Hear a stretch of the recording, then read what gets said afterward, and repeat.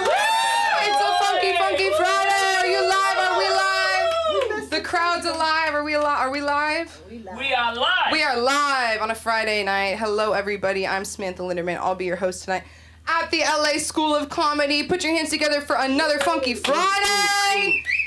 We have Aaron McIntyre tonight, producer and head of the Film Actors Cafe.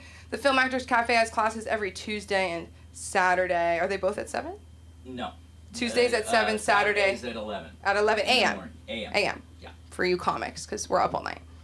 So not 11 p.m. And please put your hands together for Billy Ramirez, everybody. Middle-aged muchacho, social media king. Of course, the man of the house, of the hour. Mark Zafran, everybody. I know, this is the whole mic. It's just going to be me, Kivita, and for you for coming out, and for Alan, and for me, and for you, and for me. No, but of course the biggest one for Sunda Kronquist. We miss you. Everybody's crying at home. Sending her text at 2 a.m. Miss you. I can send it to her right now. Yeah, I text her like I text the men who don't text me back. No, I'm kidding. So I wrote a couple, I don't know if I brought my phone. I did. I wrote a couple things down. If you're wondering why my face is so red, and there's a googly eye sticker on my arm, and there was a little bit of black right here, it was a fun Friday at the elementary school that I work at. And the first time this idea of like Fun Friday was proposed, come on in, guys. Welcome. Jared. Hello. Sometimes I wish you guys were the kids at school. I don't know. I feel like this is an extension of that job. You know, like when Jared enters, I know the entrance he wants, you know? But another kid, if you did that to a shy kid, they'd piss themselves. And I was not a shy kid, so I'm not familiar. I'll be like, how are you doing? And they're like they get so scared. But then they watch Coco Melon. And I'm like, you can watch Coco Melon, but you can't interact with me in real life. One of the kids said, Miss Sam, you remind me of a teacher on TV. And I was like, oh my gosh, really, thank you, why? And he goes, because you never have your things together. Oh my God. Your thing's literally flying in the air right now. And I was like, these aren't my papers. And I sounded like the kids. It wasn't me. Today, a kid threatened to tell on me. He said he was going to tell my boss what I said. And I said, okay, let's go. Silence in the room. I said, okay, let's go. Let's go talk to her. Let's go. He doesn't move. And I'm like, you really think I'm going to say something to you who's 5 years old I wouldn't say in front of my boss? Whatever. That's just crazy. Come on in. Oh my God. It's an all-star night, you guys. It's a beautiful night. Come on in. Take a seat. Are those corduroy pants? Love it. Okay. What was I saying? Yeah, it was a fun Friday, and the kids were like, can you do Spider-Man? And I'm like, what did you say? Can you do Spider-Man? I go, what did you say? And another kid has to go Spider-Man. So that's really funny. I like when the third graders say that they speak baby. I think that's really funny because sometimes I don't know what they're saying. So I let them paint my face so I wouldn't have to do Spider-Man and Iron Man, all the men. It's just like, I can't. I don't know them, and I have to look it up on my phone. Then they grab my phone. One time they stole a bag of chips out of my pocket, and they're like, yeah, and I said, open it, and it was empty. And they said, why do you have trash in your pocket? I said, don't worry about it, like, guys. There was caution tape in my pocket, like Alanis Morissette, one hand in my pocket, I don't know. What's in the other pocket? I don't know. You guys were talking about Full House. I did love that show. I really don't have anything to say about it. I probably shouldn't say anything, huh? That's stupid. Like, bring up a whole topic. No, I wrote stuff down. Colin hasn't been here in a while. Give it up for Colin. Oh my God, I sent my friend a video of me in the face paint, and she goes, how did you end up in this situation? I chose it. It was crazy, all the kids were. Nobody here cares. What I'm finding, the more I do kid material, the more I'm realizing is, like, for comics, nobody gives a fuck. First of all, we hate kids because they're younger and they're going to get the parts that we don't get, right? That's the first thing. Then they're freaking hilarious without trying. And 40% of the time, they're clean comics. So, dude, when a kid writes on the board, this person is a fuck ass, and they spell it right, and he's 5, am I supposed to get upset? Also, what is fuck ass? Like, who in his life is being like, fuck it? Like, that's really, let's talk to mom about that one. I love when I say, we're going to call your mom, and they're like, I have 2 dads. And I'm like, okay, I'm going to kill myself. Don't tell anyone. Don't get me canceled. Don't get me canceled. So anyways, I went to, okay, I've talked for 7 minutes. I could rap. I'll just tell one quick story about, because I probably did 5 minutes of intro, right? No, I'm kidding. So I went to the dentist today, which is always traumatic because I was the 1 in a million who had a really, maybe it's not 1 in a million, maybe nobody talks about it, and I'm bringing awareness to a really important issue, which is that wisdom teeth are sometimes a big deal. It's not just a viral TikTok trend, you know? Like, you can end up in the hospital. Like me. You know, like me. And I got to the hospital, right? My face is this big, black and blue. I'm like I'm in so much pain. And the first person I see at the hospital looks at me and my mom, and she goes, okay, which one's the patient? Hold on. If I had a freaking, if I could project this picture, you'd be sick to your stomach thinking she thought that's what I looked like on a Tuesday. You know what I mean? But then I was like, it could be a physical disability. I don't know. Oh, this is what I want to rap with. Anyways, I had one off-brand earbud in my ear. All of a sudden, my boss is looking at me like a crippled pony. I'm like, what is it? And I'm like, she has an AirPod in all the time. Why is she getting mad at me? She goes, you never told me about a hearing aid. Oh my God. Like, everybody's like looking for reasons for why I am the way I am. She goes, she said she thought maybe that's why I didn't answer on the walkie-talkie. I'm like, just tell me. Don't assume I have a disability. Equality goes both ways. Okay. Anyways, love you guys. Who's ready for our next performer of tonight? It's a fantastic night, and we'll keep it going with America's sweetheart. You know him, you love him. He says, oh God, it's part of his bit. He loves it up here. Come on, Mark Zaprin! Woo! Mark. It's the walking up to the stage. That's why I'm going, Mark. Yeah. It's like, Patty. Mark. That's everyone's name. Talking about dentists. Right. Yeah, my wife's dentist is, we're talking about, political assassinations and things. This week's actually quite terrible, horrible. And one of my least favorite people in the world, Ilhan Omar, had stupid things to say. Not surprising. She's a moron. This is my thing with Congress people. How do you start with nothing and all of a sudden you got $30 million in the bank? It's always wonderful. Right? Nancy Pelosi, I know she's a crook. She also managed to get money. But to get to the main point, more people assassinate dentists than any other profession. Really? It's true. So the dentist that I want to kill, which is my wife's dentist, somebody once walked into his office with a gun. I mean, if you're in pain from the teeth, you're going to wave a shotgun around the dentist's office. But we're hearing all these talks about fascism. This one's a fascist. This one's a fascist. Does anybody actually know what a fasces is and where the name comes from and why it's called fascist? Fasces were a bundle of rods that were carried by the Romans as a symbol of authority. All right? Goes all the way back to Etruscan times. Anybody know who the Etruscans were? They were the first. Excuse me. It's abysmal today, the sake of education in America. That is why 17 to 18 teachers were fired today. Whoa. Did you know that? And a couple of college professors, and one Secret Service agent, and of course an MSNBC moron. Why? When somebody gets assassinated, you don't blame it on him. So they're saying that the reason the man got assassinated because of fascism. So I decided, to do a little bit more research on fascism. I mean, I know quite a bit, I'm a little bit of a historian, but I just want to delve a little deeper into the total fucking ignorance of most people in America today.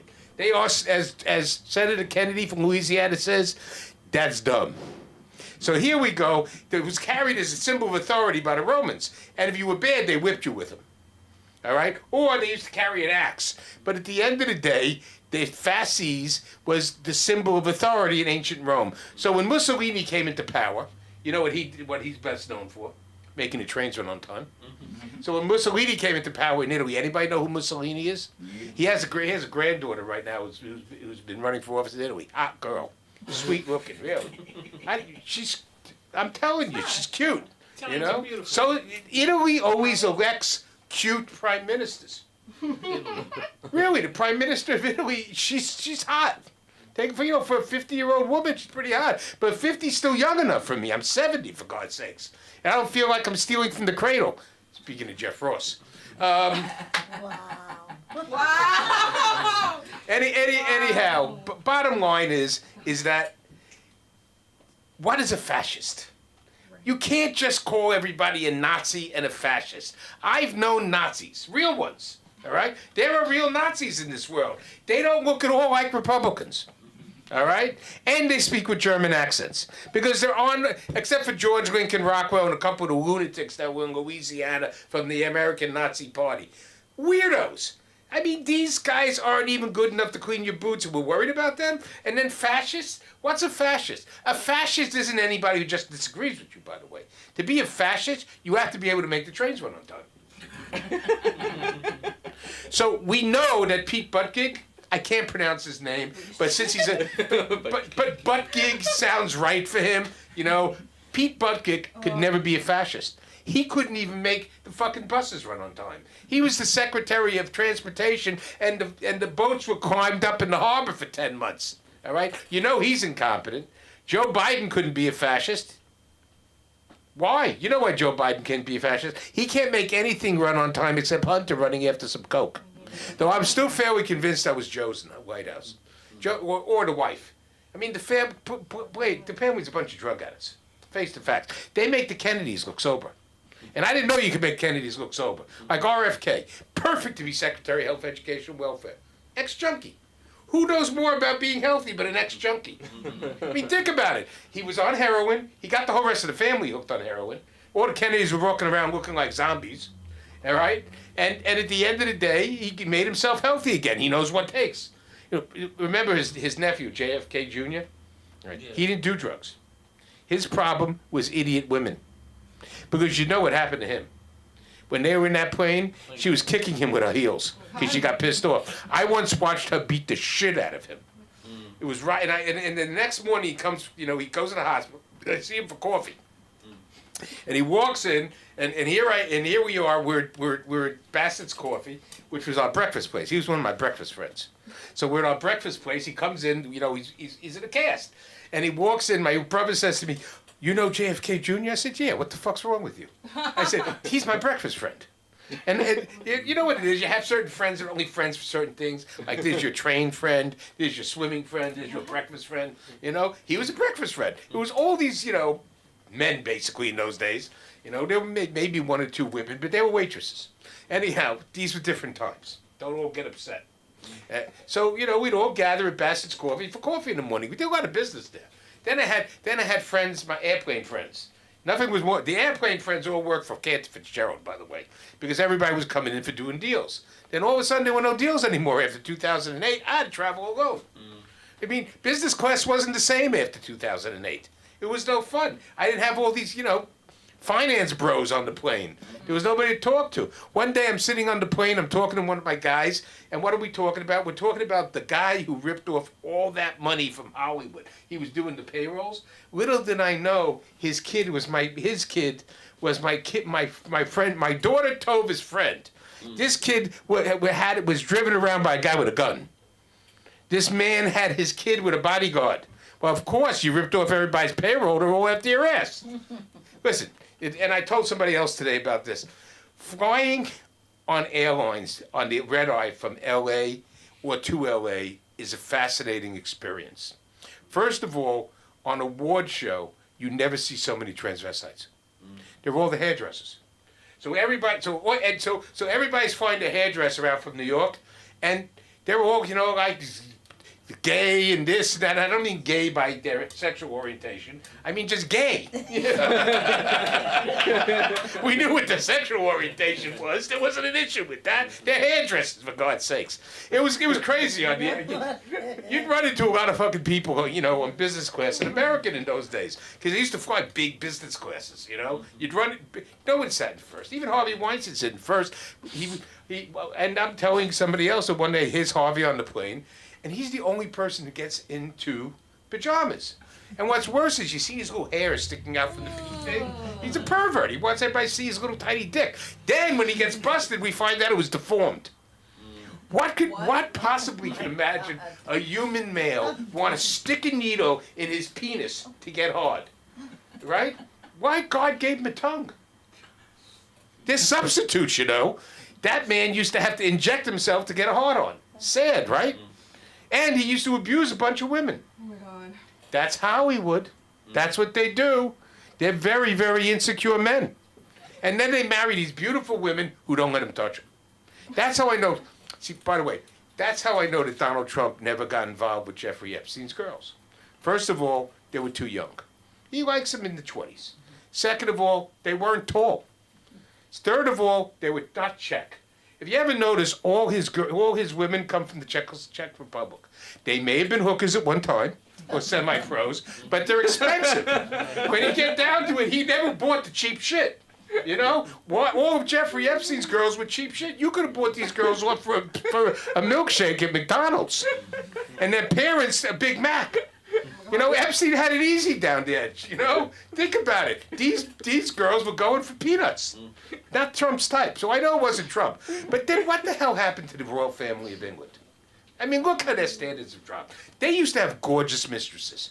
Why would Prince Andrew need to fuck around with some white trash in Palm Beach? And I realize because he's cheap.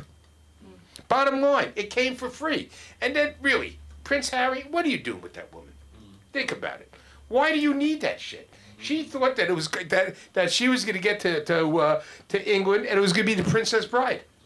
She really thought that she was Anne Hathaway playing a role. You know? No, don't work that way. You got to work. That is a big job. It works. Why do you think Princess Di didn't like it?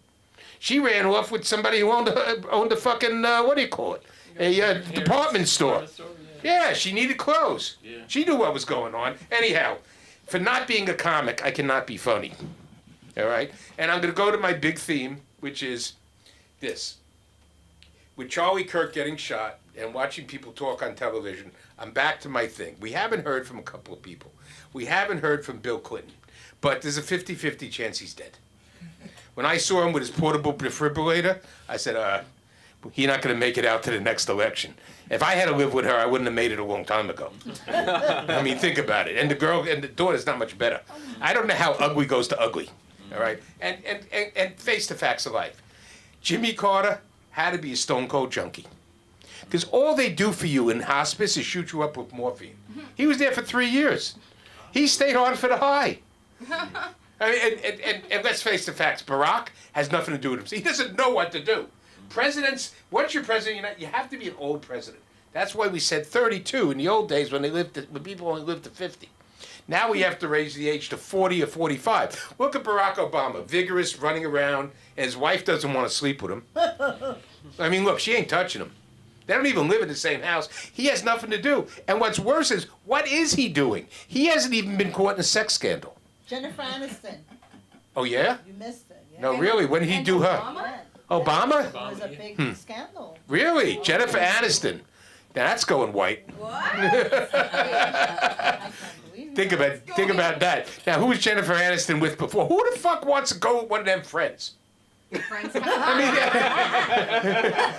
mean, they had one black friend on. I knew her. She was an evil woman. All right? And I mean, what a stupid television show. So my partner announces something at a meeting today about Friends, and I look at him and I said, for a man who thinks he's so tough, you love Taylor Swift and you watch Friends, you're a closet pussy. Wow. There's no question about it. I didn't even watch Curb Your Enthusiasm. I had good reasons not to watch Curb Your Enthusiasm. Wow. Never, always problems with Susie Essman. I love it. Susie? No, I love the whole show. Well, I always had problems. All right. Sunda always thought she was after me because she was looking for. Real life? Please, of course. Oh, wow. When I talk about comics, I'm telling you my life story. Wow. I knew everybody. Well, to end it, it's my belief that presidents should die the day after they leave office. There's really nothing left to live for. Jennifer Aniston is nothing for Barack to live for. That was Naomi, man. I can understand it. You know, that's a fine piece of woman. But at Jennifer? Ew. Aniston? Horrible. She's white. I like a little color. It's like drinking vodka instead of drinking bourbon. Want a little color in that drink. White Russian. He wants a white Russian. Oh, Russians. Ugh, the worst. It's okay. Yeah, Worst, anyhow. Too scrubbed. Russian. Too scrubbed. Russians are no fun. Jennifer Aniston's no fun. A little bit of color. Barack Obama. Look at him. You have to go. Either that or they have to find a place to put him away. Look at Bill Clinton. Nothing to do. I have all the time in the world, you know. Think about that. He always Anyhow, I'm not going over because nobody gave me the light. All I have is Samantha standing there in her Aaron McIntyre t-shirt, Let him talk. keying up to say, "Get off that stage, you insulted Jennifer Aniston. I love Jennifer Aniston." Anyhow, that's my time. Here's the thing, right? There's no thing. First of all, hilarious. Keep it going for Mark. Yeah, I won't watch Friends either. You know, I won't watch that show. But I do think the sequel? no, Enemies. That's what they became after. or the- lovers. We don't know, but No way. No one got laid in that show. no one got laid on that show. Okay, we have all the secrets here. We don't even need TMZ. Well, okay, let's do TMZ. Truth by Mark Zaffron. Wow. Oh, I like that. Shoot, let's get Jennifer in tomorrow. The thing is I feel like she would love this place, if she ever came here. But anyways, I'm so excited that this guy came here tonight. I missed him. Put your hands together for the very funny, very talented Alan Weiss, everybody.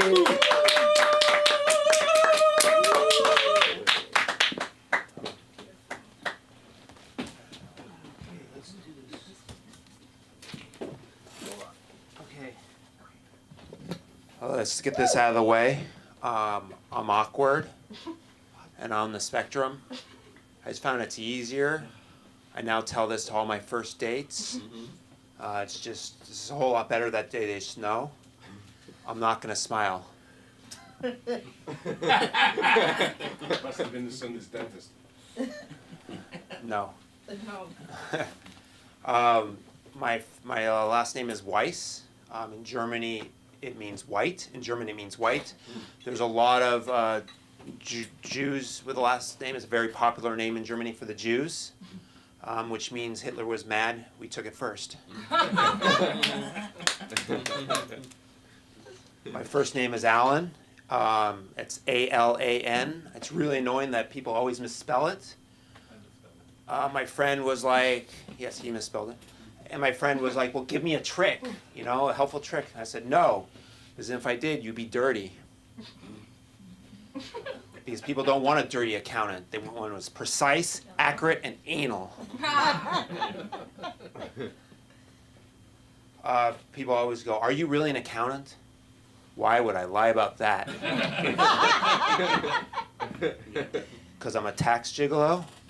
Hey ladies, who wants the taxes done? Hey ladies, who wants a huge refund?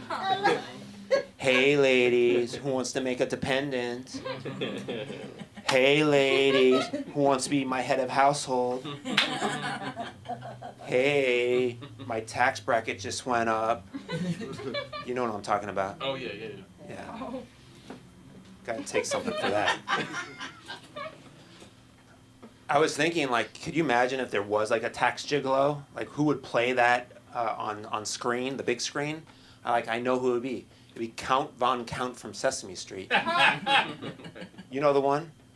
1, 2, 3, ha ha ha ha. He wouldn't be a count, he'd be an accountant. Ha ha ha ha. He'd only come out once during the year busy season, and they'd come out, he'd be like, I want to suck your cash flow. So counting has a big problem because no one wants to be accountants. And they've tried, the numbers are dropping. And they're trying everything. They even hired Ben Affleck to be an assassin who's autistic and an accountant. Thanks, Ben, for blowing my cover. I made a rap about accountants just to help boost the numbers. Do you want to hear it? Yeah. Okay, palms are sweaty, calculator's heavy, returns not ready. You blew your refund on stripper confetti. It's a work in progress, like your last year tax return. I want to start a religion for accountants. What's that? I want to start a religion for accountants. We would have the God, but ours would be the money. It's right there on the back, called In God We Trust. We'd also have our Satan, except for ours is spelled IRS. If anybody works there, my name is John Smith. But I really want to start my own counting religion, just so I can go up to people and go, "You've been balanced."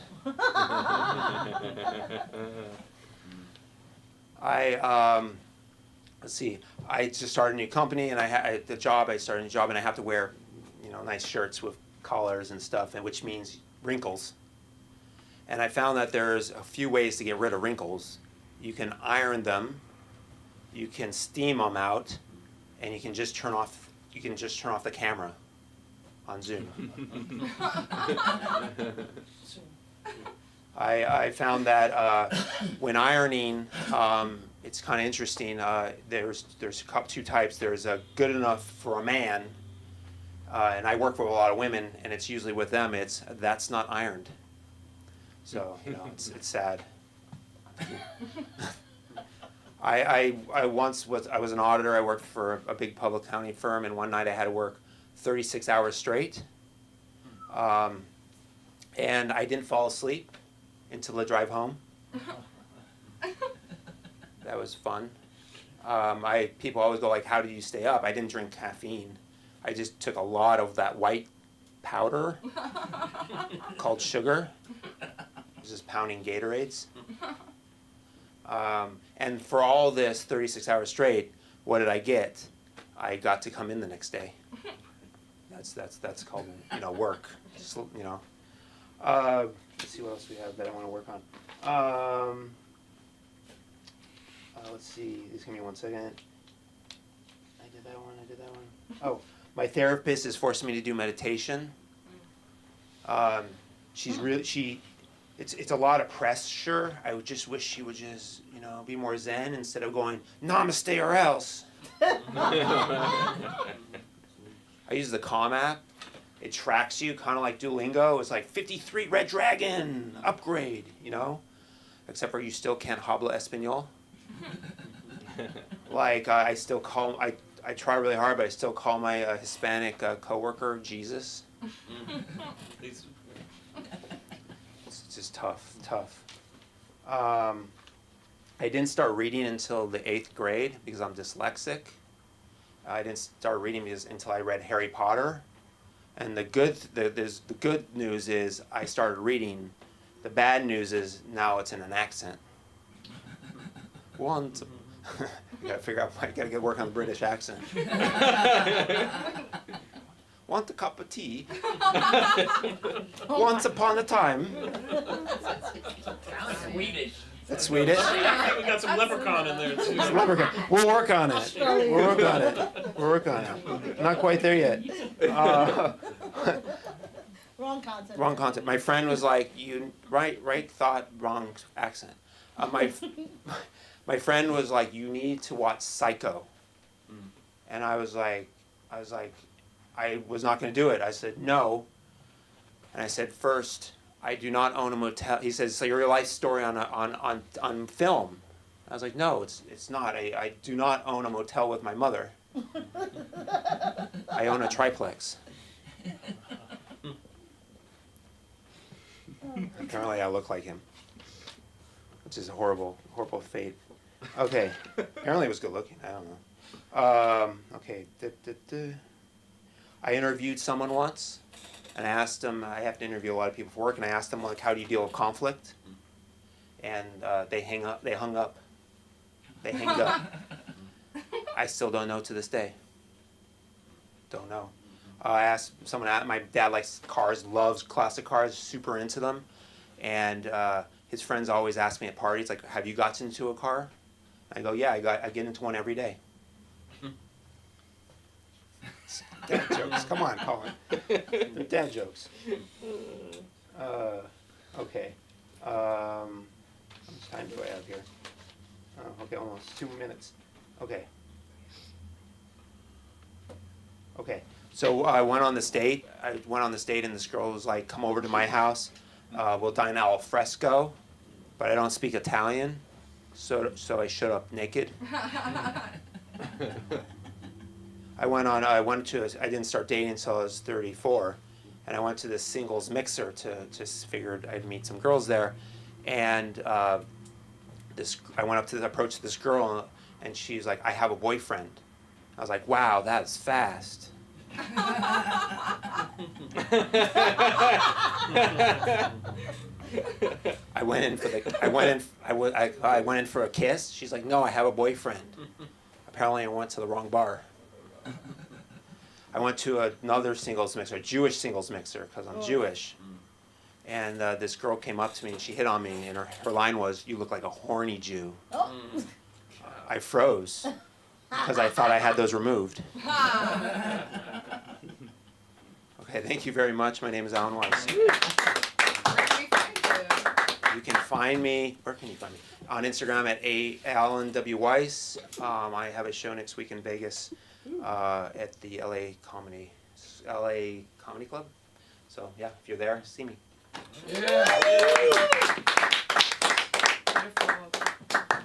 Keep it going for Alan, everybody. I wish I could be a fly on the wall at that dating event. You know what I mean? In a world where that's a true story. I always assume everything comedians say are true, which is like probably not the correct thing. I mean, because mine's all truth, sadly. My cousin is that girl at the dating event who's like, I'm sorry, I'm not looking for anything. And I told her, I was like, you have to stop saying that. Like, it's like bad. It's really bad avoidance. I was trying to do a little pun, but I'm not going to do that. I can't do it. But I love this guy. He's hilarious. We're lucky to have him. Put your hands together for one and only Billy Ramirez, everybody!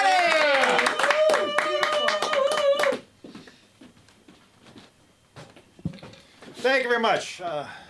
Mark, I'm glad you mentioned Jimmy Carter. Because, I don't do political humor, but the closest I'll ever get is that, I don't ever want to be 80.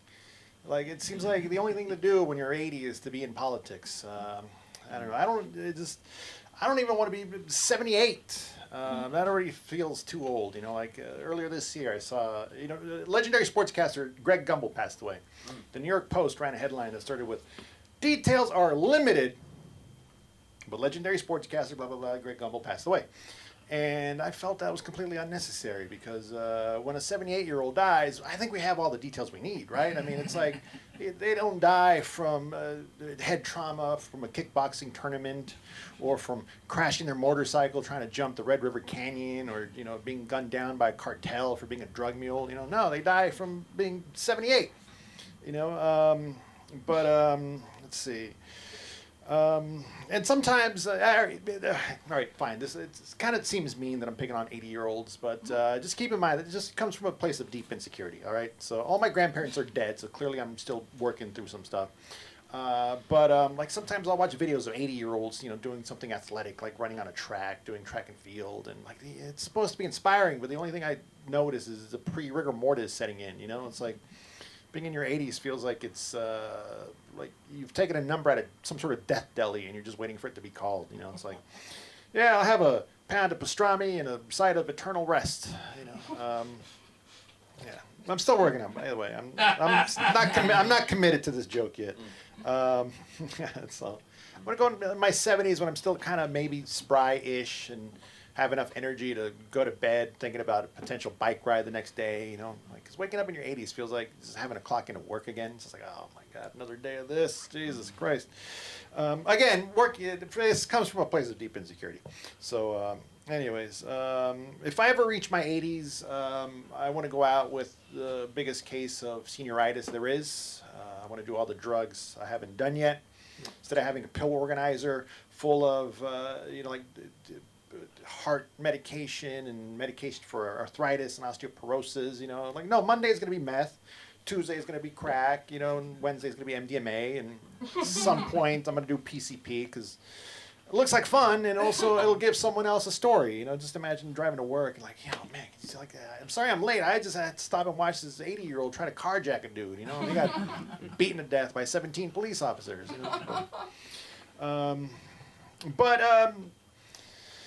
All right, here's the insecurity part. The reason I don't want to be 80 is because I don't have a retirement plan. I don't have much of a retirement plan. Like right now, I better hope that Walmart still hires greeters if I reach my 80s. You know, it's like, oh, they pay me 8 puddings an hour. You know, it's like really, I'm just kind of hoping my childhood trauma manifests itself into a heart attack that takes me out at age 56 or something like that. I don't know, yeah. So, I do have a retirement plan though.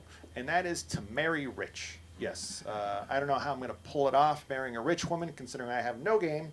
But I think I could do it. First of all, you know that term incel, and it's involuntarily celibate? Yeah. I don't believe in that term. Although I know it exists, but I don't believe in that term because, have you ever met an incel? It's like there's nothing involuntary about that. You know, it's like, you know, get off the red pill forums, shave the neck beard, and wash your ass. You know, try something like. I'm no incel, I'm an accel. I'm accidentally celibate. I am prolific in the number of times I've lost out on opportunities. Like, for example, years ago, before smartphones, I was going to this girl's house, and I printed out directions on from MapQuest. I had directions on a piece of paper. Remember paper, everyone? I also had her phone number written down there, and it was I was living in the Bay Area, driving up 280, nice beautiful day, windows down, and then directions flew out the window. That was it, and I had no way of contacting her, so I ended up having dinner at Jack in the Box, and then going home and having a Jack in the. All right, you get the point. Let's see, another time I met. So I was in a band in San Francisco, and we had a gig, and after the set, a friend of the guitarist cozies up to me, and she asked me back to her place, and I was like, oh, okay, this might be interesting. But then again, I started overthinking, and then I thought, like, well, maybe she's just being nice, she's a friend of the guitarist. So I ended up inviting the rest of the band back to her apartment. So we spent a Saturday night playing board games, playing Scrabble, and meanwhile I could have been scrambling her. All right, anyways, you get the point. Most recently, this one still keeps me up at night. I took my car out to the track. I have a 6-speed turbo, zoom, and like to drive it fast-ish. It's kind of hard to drive your only car really, really fast around the track. That's what I realized. I'm gonna need this Monday, you know. But I met this woman, and she had a sweet Subaru WRX. We hit it off and exchanged contact info. And this time I put it in my iPhone and my notes and my Gmail, and I got it notarized and everything. But I already started overthinking. So we lived 40 miles apart, and I got it into my head like, I don't think anything's gonna happen. 40 miles apart. I don't know. So I didn't pursue her. But then 2 weeks later, on a Friday night, she texts me and asks if she wants to come over and make me dinner. And I said, don't trouble yourself. That's a long drive, and I already ate. I could have ate her. All right, you get the point. I'm like a sexual Mr. Magoo, just like clumsily, just stumbling past obvious opportunities. But like I said, my retirement plan to marry rich, I think I could pull it off, and that's because even though I've never been married, not to brag, I think I could be a pretty good second or third husband. I think I could do that. Be like a rescue husband, like a rescue dog. I've been through some stuff in life. I've already been neutered by life, and it's if you raise your voice, I might flinch, but I'm loyal and mostly housebroken.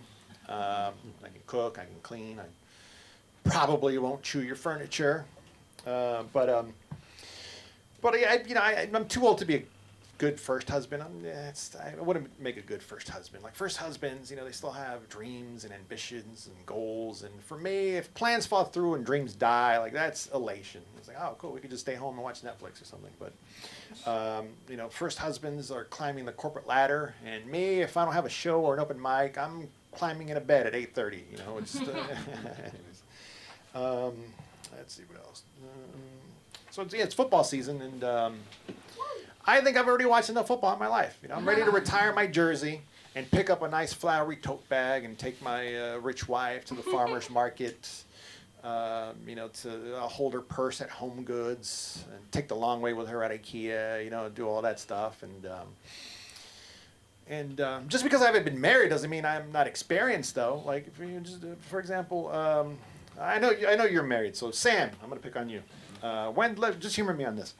When's the last time a man spent all night with you, Never. all night, validating your feelings? There you go. That's rescue husband energy. That's my wheelhouse. Like, yeah, I'm gonna meet I'm gonna meet a nice woman. I'll rub her feet, and then we could talk smack about Susan from accounting. You know, it's like enough with the reply alls and stop showing me photos of your ugly kids. Yeah. Anyways, but like I said, I'm gonna be a good tool to be a good first husband, and I might not have enough energy to fetch, but I have plenty of energy to lick. So, ladies, adopt, don't shop, rescue a middle-aged man today. Thank you. My name is Billy Ramirez. Yeah, You can find me at BillyRamirez.com and on Instagram and TikTok at Middle Aged Muchacho. Please welcome back to the stage our comedy concierge, Samantha Linderman. Woo! Give it up for Billy, everybody. That's fantastic. Shemaya, how you doing? Oh man, I'm good. You feeling like it's your time, I or guess I will. I guess it's better now than never. better now than never? Woo! Yay! Put your hands together for Shemaya Weinstein, everybody. Welcome, welcome. Beautiful. Listen, no one's gonna steal Your your purse. accessories. I'm not. everything. No, I want to use this as a tripod. Beautiful. And we're on YouTube. Okay. Yes. Beautiful. Oh, yes, I want to see what I'm gonna do. All right. Woo!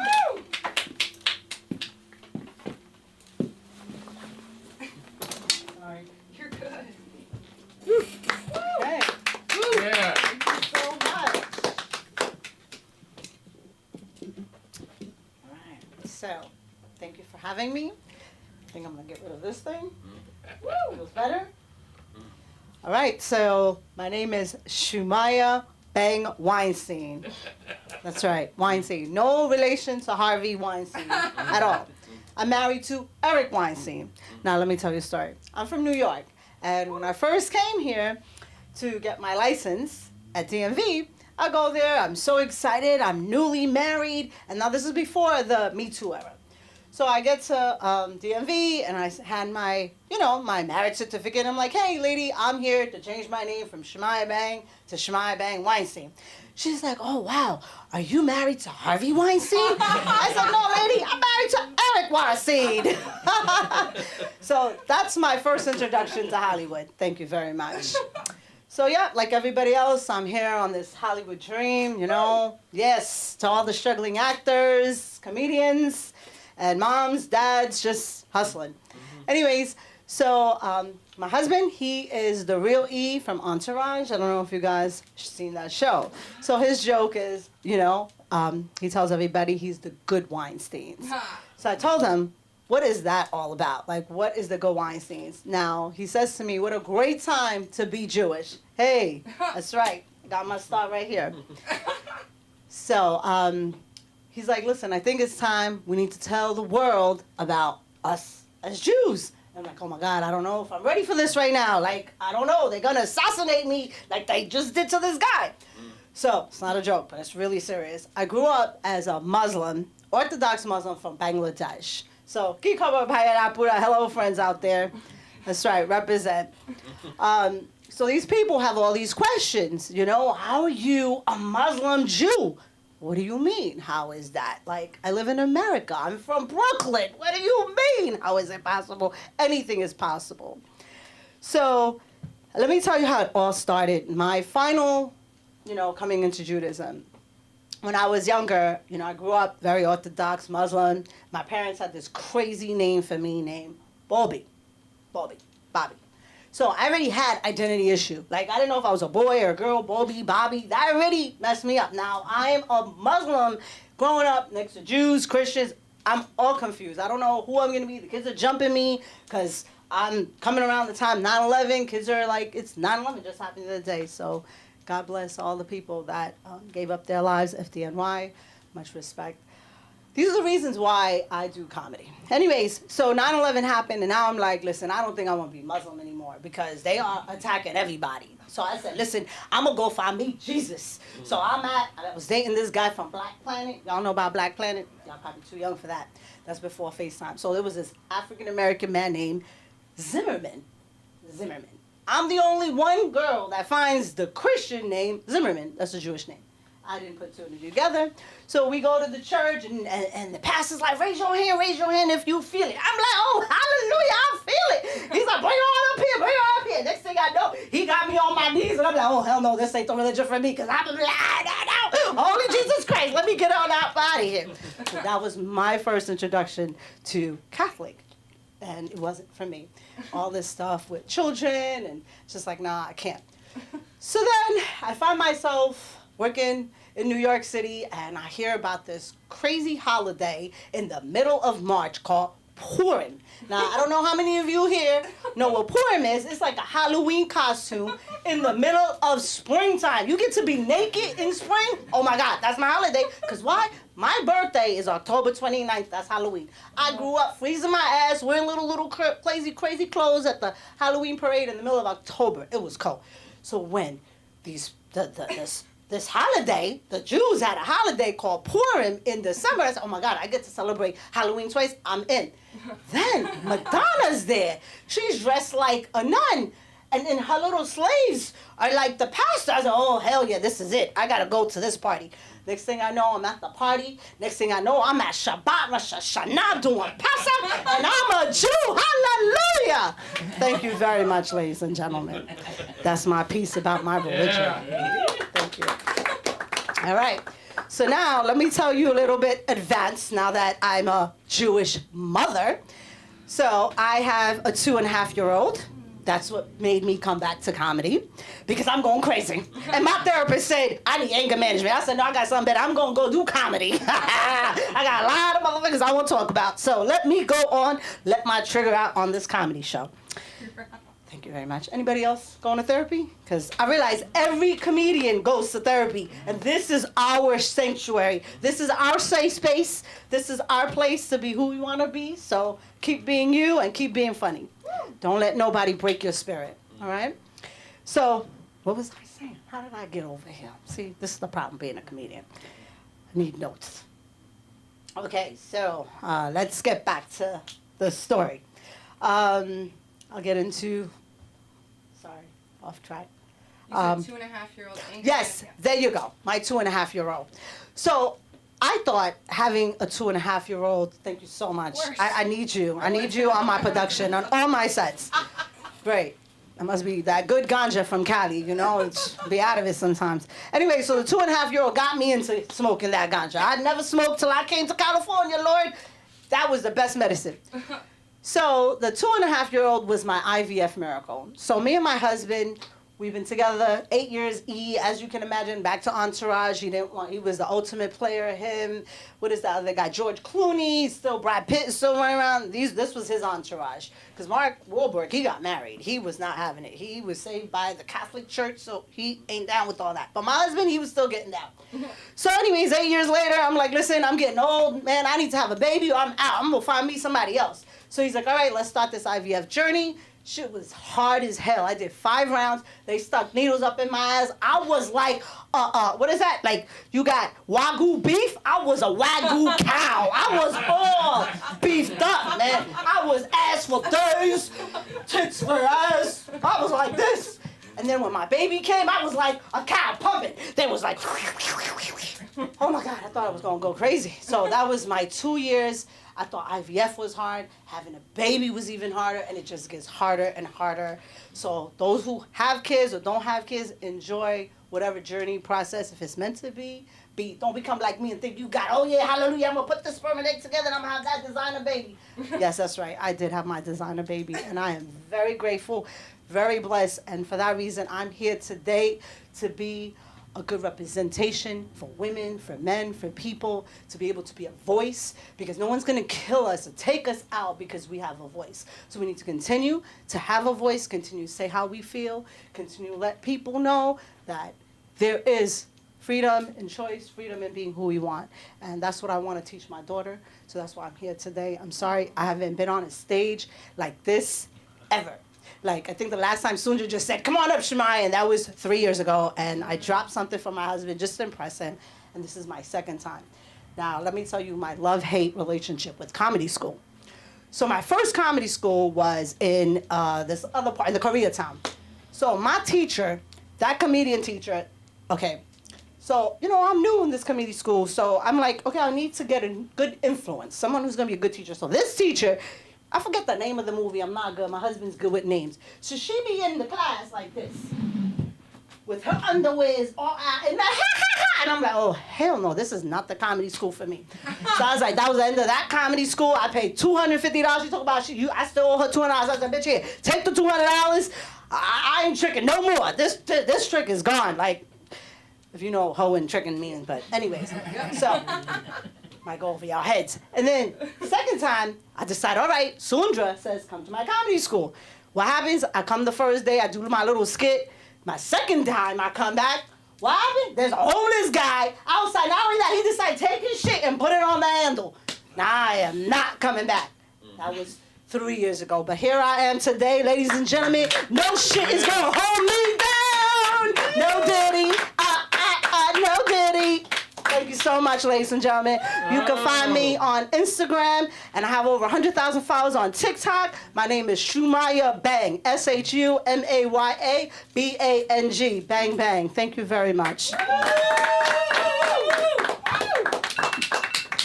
Oh, good, and my timer. Thank you very much. Don't forget your. My shit. Of course. Guys, keep it going. Keep it going for Shumaya, everybody. That was fantastic. I love that. I wasn't even trying to help you. I was like, I wanted to know. I was like, what's going to happen next? Like, I was like, if she's going to lose it, I want to know what happens next.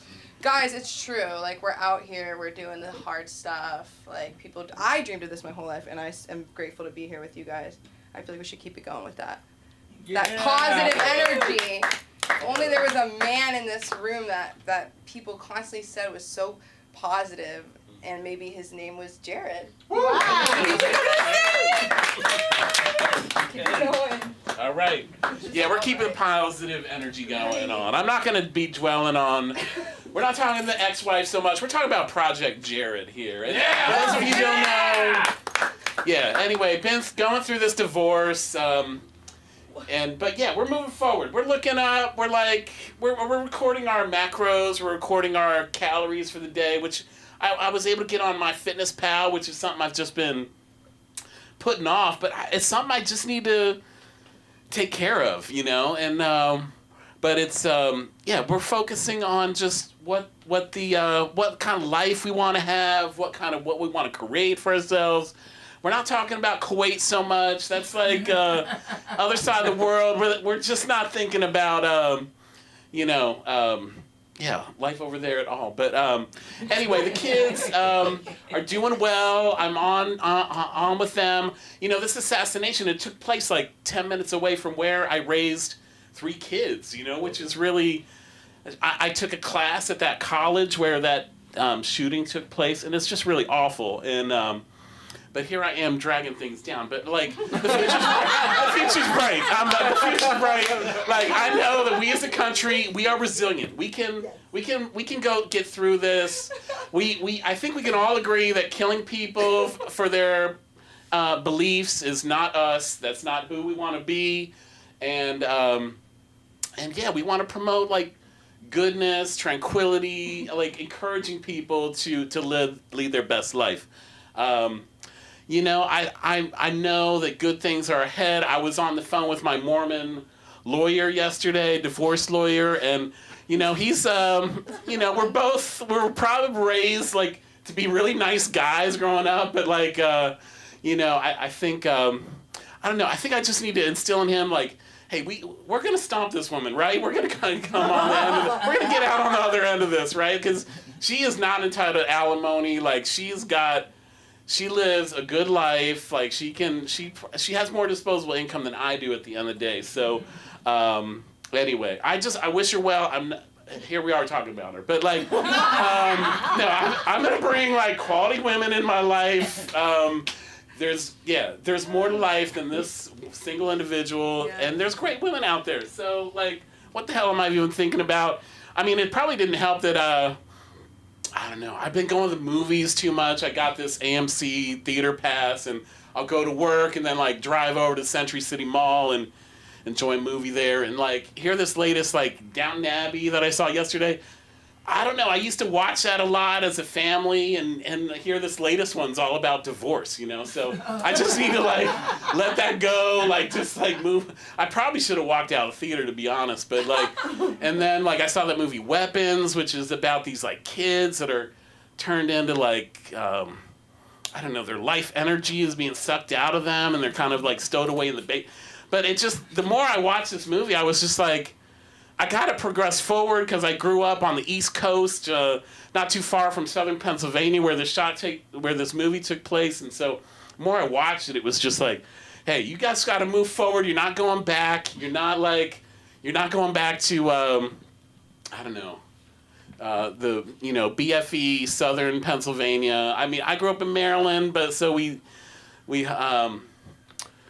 yeah. So we're moving forward. We're looking to shed off the things that held us back. I've just got to get out to these stairs in Santa Monica, which are absolute butt kickers. You know, I do these laps up and down stairs, and it's in a beautiful setting, but I mean, and it's pretty encouraging because, like, I don't know, they can just see me just gasping for air on the side, just about midway through, and by the end of it, I'm just like, yeah, stick a fork in me. And it wasn't, I mean, it was just like last week, I had another person just like get starstruck. He thought I was, he thought he had a Cam from Modern Family sighting again, and I'm just getting this too much, so I just got to turn the tide. Like, yeah, just, but I've got this great doctor. He's a Jewish doctor. He almost made me cry, like how inspiring he was. He was just like, I'm going to take care of you, and I'm going to get you on this GLP-1, and been doing some breathing tests, and just this whole battery of tests to, like, just get, Project Jared is in full effect. Like, good things are happening, so we're going to get out from under, you know, what's been holding me back, you know? And I'm thinking about starting my own business. I've been, like, working for general contractors for 20 plus years, and I'm just thinking to myself, like, hey, I can do this myself, maybe on a smaller scale, but, you know, I think just having greater control over my time could be a good thing. So I'm just going to start small, get a contractor's license, just see what work I can do. There's a lot of, you know, there's more to life than just like working for, I don't know. I think it's kind of an indicator when you see your boss and you think like, I don't want this for myself, you know? It's like, you've just got to ask yourself, like, where is this all heading? And I'm just asking deeper questions about, like, what do I want in chapter 2? Like, what I want my life to look like? I want my children to be a part of my life. I want to be active. I just got to get up, like, you know, yeah, just eat well, do the good things, and yeah, invite good people in my life. And you've all been great. I appreciate this fireside-like feel tonight. We're all vibing on positive energy. And hey, many thanks. You've all been a great audience. You can find me on Instagram under JT Springer. Thank you. For Jared. Project Jared. Link below. Put it right here. Are we editing live? You made me laugh so bad about Purim, I forgot to say I'm Jewish. Yes. I said that, my boss said, now I can tell. And I said, what's that mean? What does that mean? She's like, now I see it. I was like, that's really a crazy thing to say, but I don't care. So I never thought about Purim as another opportunity to be a little, you know, I never thought about that. I think I'll have to do that. But that'll make my mom too happy. Wait, stop it. Let's go. We'll bring my family and Mark and Cinda's family and we'll just March. We're making Purim plans. I'm kidding. Okay. Move on. What are you coming as? What am I coming as? Myself. No. Maybe. Who knows? Gotcha. Stick around and find out. Esther, that little slut. No, I'm kidding. She was the opposite. Anyways. Okay, I'll say one quick thing about the Old Testament. This freak from a dating app called me. Why? Jewish.com? Jewish.com, no. It's an app that I'm too embarrassed to even announce in this forum, but I can't even get into it. But he looked like a normal guy, whatever. He looked pretty normal. He was like, whatever, we don't have to get into it. Some of you have heard this story. Bless you or cough, I don't know. But basically, whatever. I call him and he's like, "Are you Jewish?" And I was, "Oh no." He says, he goes, "Hi Sam," and I said, "Hey," and he goes, "Short for Samantha," and I'm like joking. I go, "How'd you know?" And he goes, "Shoot, I just knew it." And I was like, "Okay, this ego's really big. This is crazy." Like I could feel it too. I was like, "Whoa."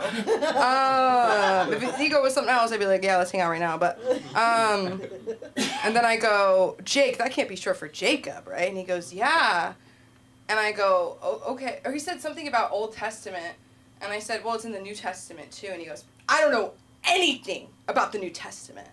I said, "Oh, so you're Jewish?" He goes, "Yeah." And I said, "Me too." And he goes, "Both sides." And I was like, "You're a freak. You're a freak." And he was like, "I hang out with my rabbi all the time." And I was like, "We should take him paintballing." And he's like, "I would never even pretend to shoot my rabbi." And I was like, "This is weird." And then he threatened to roll to roll me down a hill. He's like, "I'm gonna roll you down a hill, #fatty." But you know what, you guys? Unique as hell.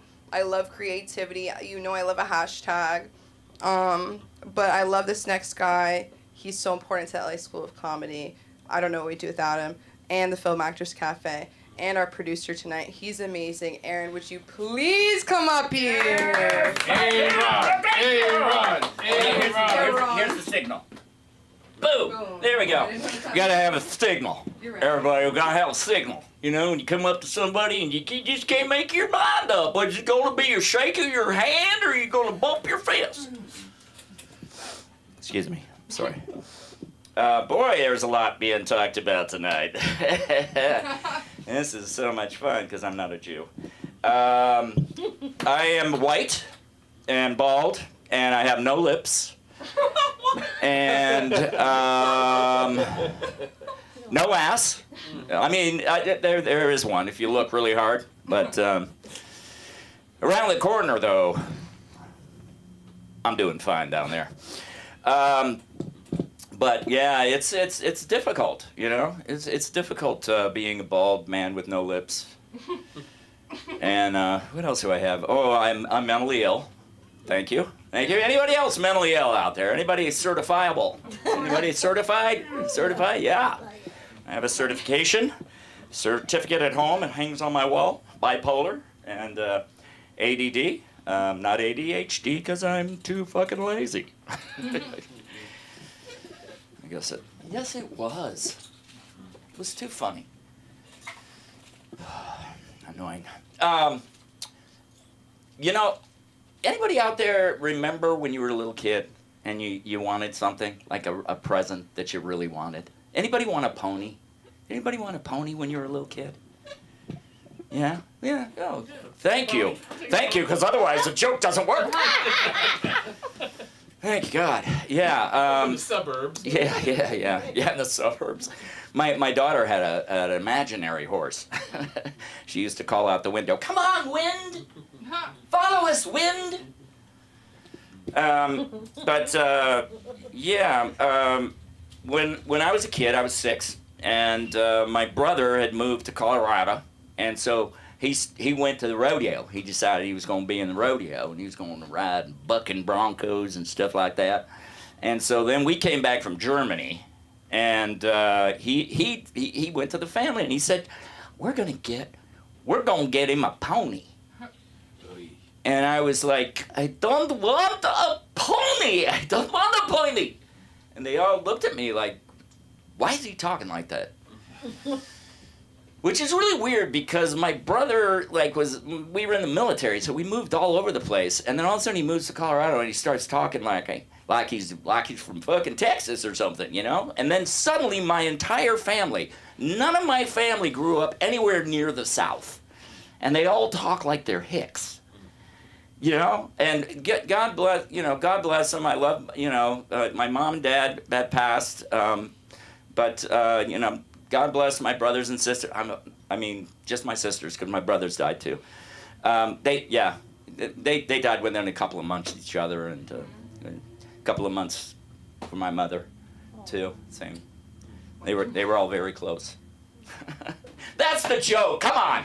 They were all very close. Because it was like in a year. It was right at COVID, and none of them died of COVID, which I was kind of disappointed in. You know, I mean, you know, that'd gotta be something to talk about.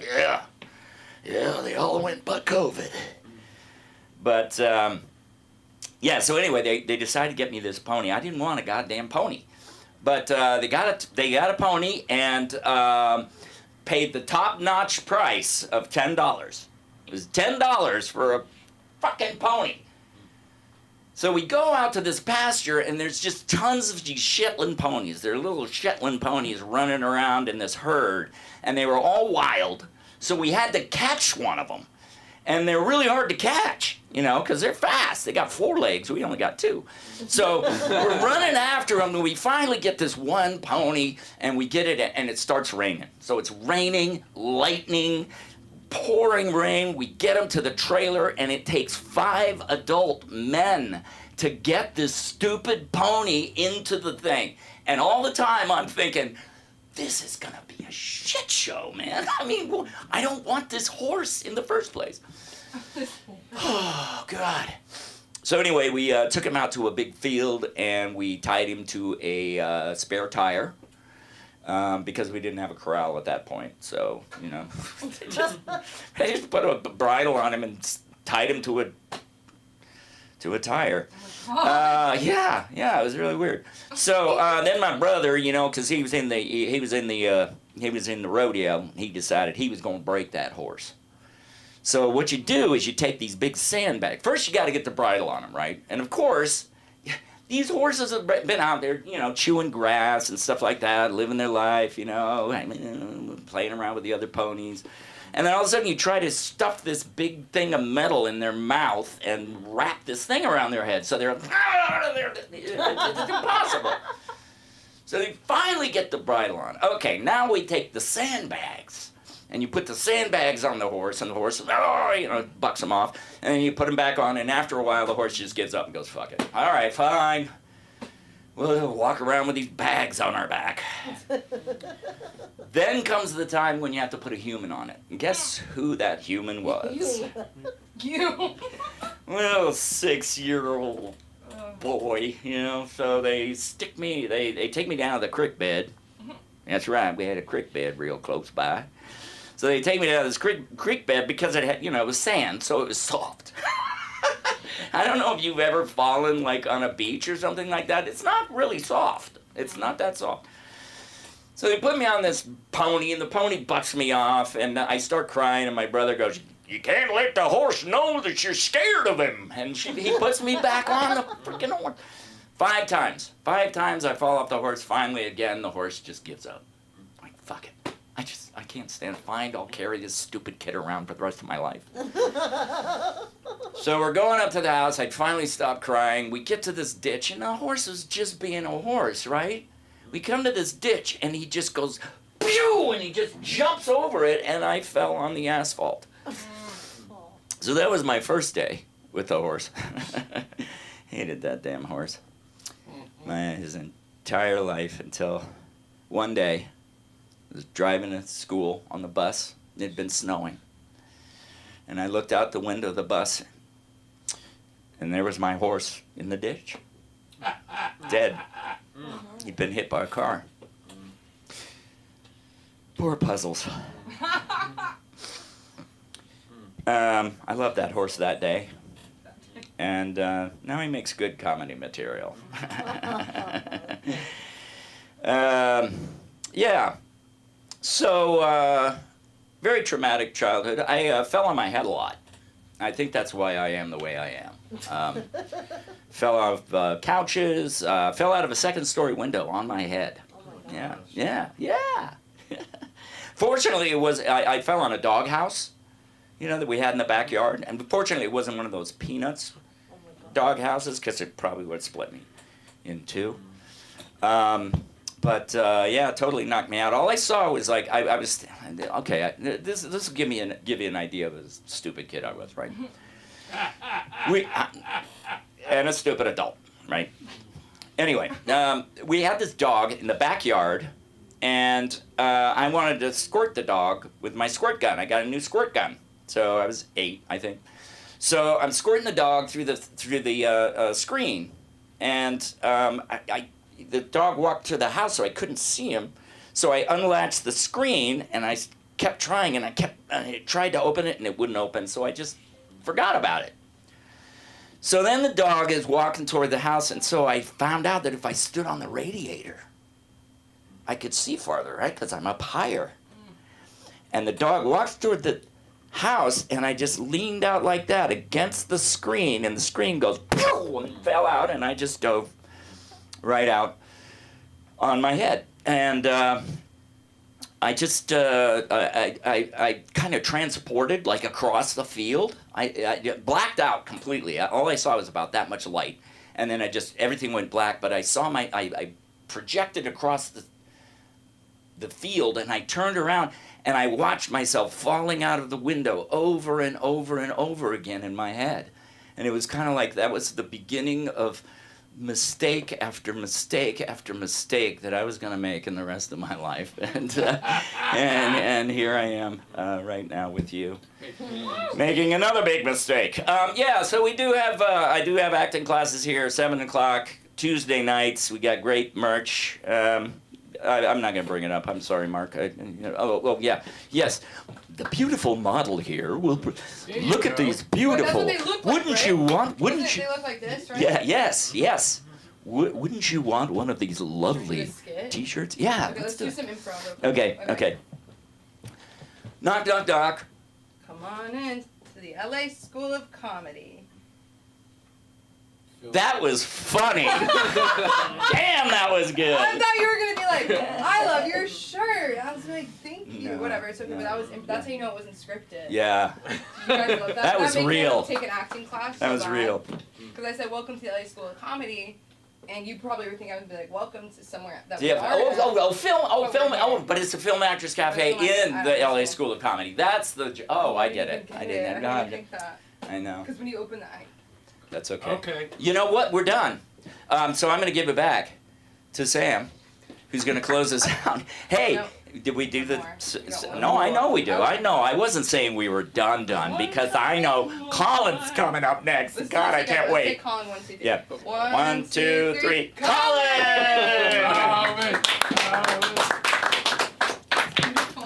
Yeah, fuck Second City. Fuck their shitty improv. I needed some quality knock-knock improv.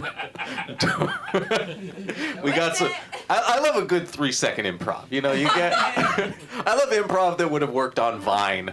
That's what I like. We've enjoyed a fun night, haven't we? Yeah. We've had a fun night. Jared's learning about manifesting. Jared's learning in midlife how to manifest. He's learning what every 20-year-old girl has been doing.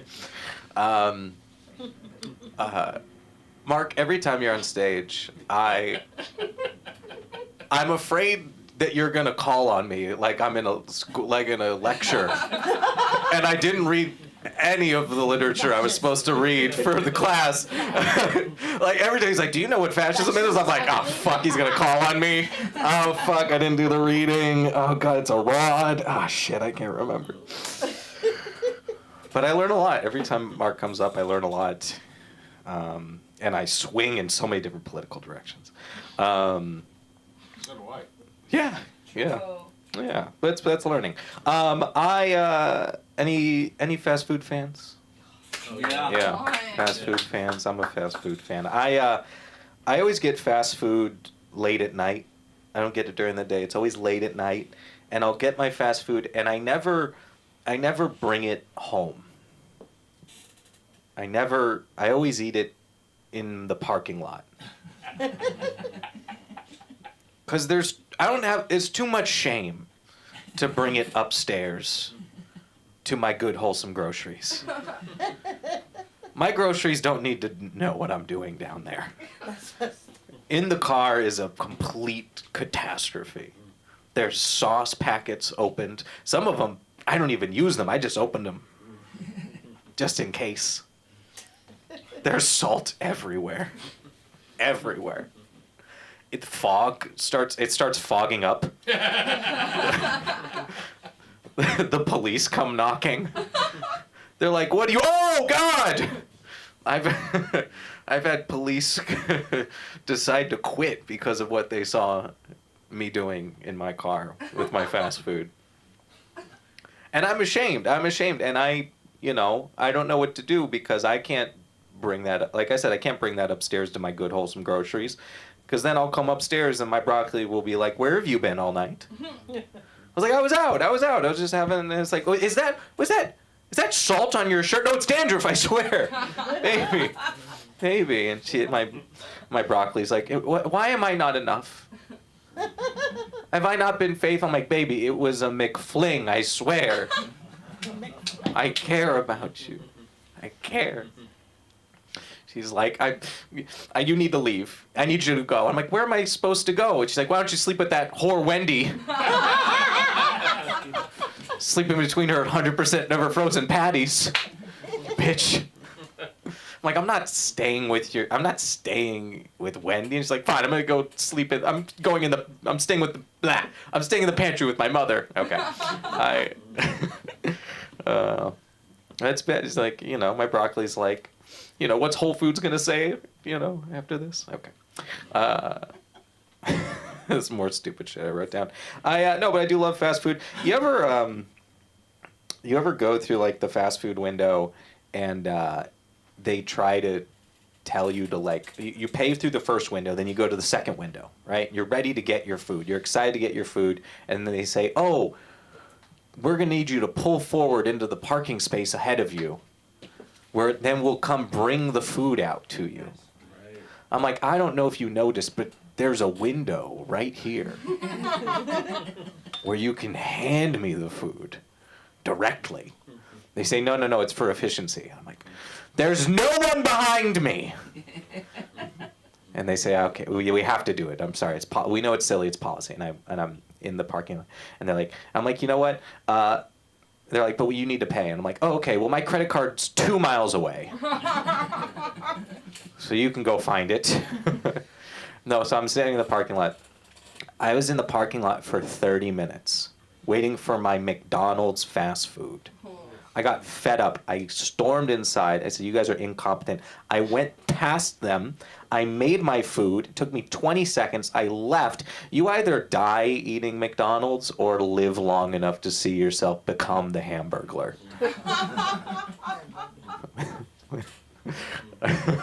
I wrote that. I'm like, this is my greatest achievement comedically, to have Hamburglar be my punchline. No, I saw this. I went to McDonald's drive-thru one time, and there was like this piece of paper, and it said, "Sorry, we are out of adult Happy Meals." There are 3 clear signs of economic collapse in America: inflation, tariffs. Don't correct me, Mark.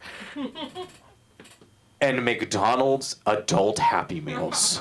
Did I say that? It was adult Happy Meals. We are out of adult Happy Meals. Adults don't need Happy Meals. Okay, if you want to be an adult, buy a Happy Meal, drive to the nearest cliff, eat it, play with your toy, and drive off it like a normal adult. I was wondering, like, what's inside of an adult Happy Meal? I looked it up. 2 Xanax and a Crunch Wrap. Isn't that crazy? Isn't that crazy? Oh. That's not even the best. I mean, you at this age, I'm almost 30. I'm starting to realize there's no such thing as a Happy Meal. There's a contented best meal. There is a getting by meal. You don't get Happy Meal anymore. Yeah. I'm gonna switch gears here. I love my grandmother very much. She's 90. She actually just turned 90 years old. Very happy. Yeah. Very happy for her. And I was calling her, and we're on the phone, and she's very Catholic. I'm sort of Catholic. And I made a reference to a story in the Bible, the story of the prodigal son. Do we know that story? Story of the prodigal son? Okay. I forgot. Mostly Jews. Well, mostly Jews. Well. No, story of the prodigal son. Basically a story about two brothers. One's like a fuck up. One does perfectly all the time. The fuck up stops fucking up, and the dad throws a big party. And then the non-fuck up is like, what the fuck? I've been doing perfect. Now we're throwing. He gets a party. I don't get a party. And the dad's like, we're celebrating that he's back home. And Jews would be like, well, you guys are like, he should have. You get. I don't know. Okay. Do it. No, I don't know. Jews are like, why would he get a party? That doesn't make sense. He didn't earn it. Okay. 13? I don't get it. Okay, so I tell that story. My grandmother has gone to church almost every Sunday since she was a kid. And I bring up that story. And she goes, oh, honey, I don't know that one. I'm like, what? That's one of the, like, top 5 Bible stories. Top 5. She goes, oh, honey, we're Catholic. We don't read the Bible. I'm like, what? I didn't know that. I read it for nothing. I didn't study for Mark's assignments, but I read this shit. God damn it. Oh, sorry, good. And sorry, Grandma. And I was like, you're supposed to read that. She's like, well, you know, I'm really mostly there for the cute priest. She's 90 and single. And yeah, I just thought that was so funny. We had a family reunion recently, and we went to one of those hotels, and Grandma came, and all my family, and we went to one of those hotels that has those handicap things that brings you into the pool, just like the depressing, sad, just and my grandmother wanted to go in. She's like, this is my last chance to swim, maybe, you know.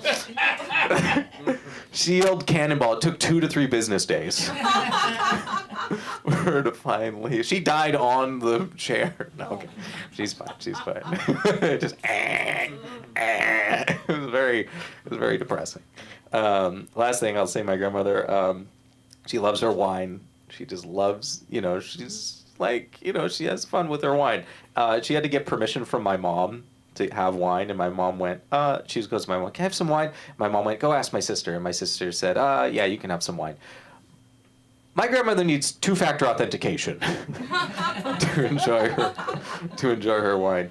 I think that was about all I wanted to. Why is that funny? Because that's a big phone. That's why you're laughing? You're laughing at my big phone?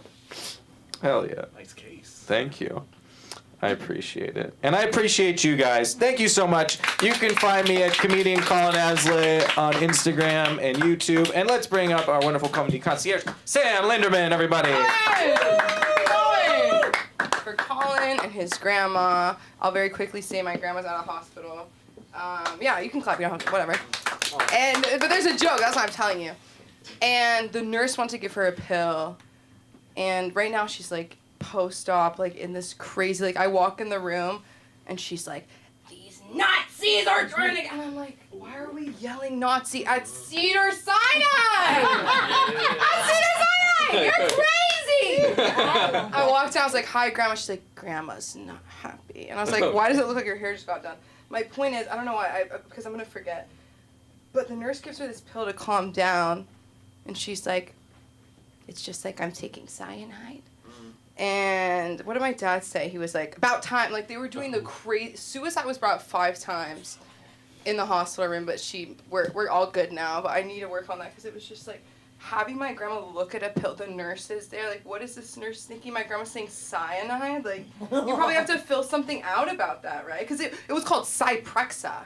And then she goes, cyanide. And I'm like, no, she knows it's not cyanide. But when I told her it was cyanide, she's like, no, I'm kidding. Okay, love you guys. Have a good night. Beautiful. Au revoir. Come back soon, Monday, Wednesday, Friday, at LaSchoolComedy.com. I wish we had the thing.